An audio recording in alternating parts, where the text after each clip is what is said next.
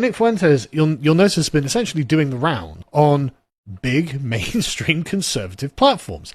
This is pretty remarkable, given that Nick Fuentes has had some pretty hardline opinions on the various sacred cows of American politics.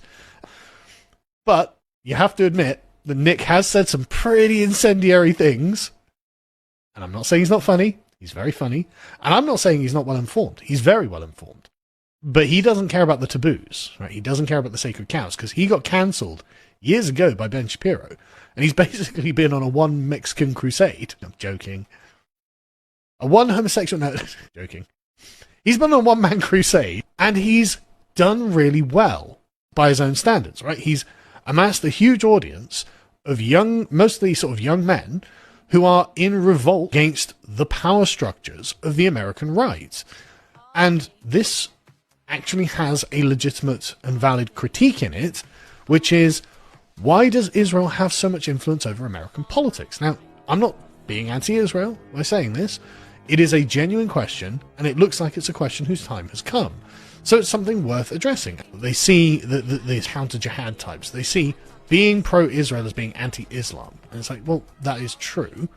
But it also conceals that you haven't made the movement America first. You've actually made it Israel first. And this is something that Candace Owens has been in trouble for herself. This is what got her fired from the Daily Wire, if I can get this up. She got let go of the Daily Wire, was it a year ago, 2 years ago, something like that? A year ago. God, doesn't time move fast on the internet? As you can see, she departed the Daily Wire following escalating anti-Semitic rhetoric and public disagreement with Ben Shapiro over bombing Palestine. Well, fine.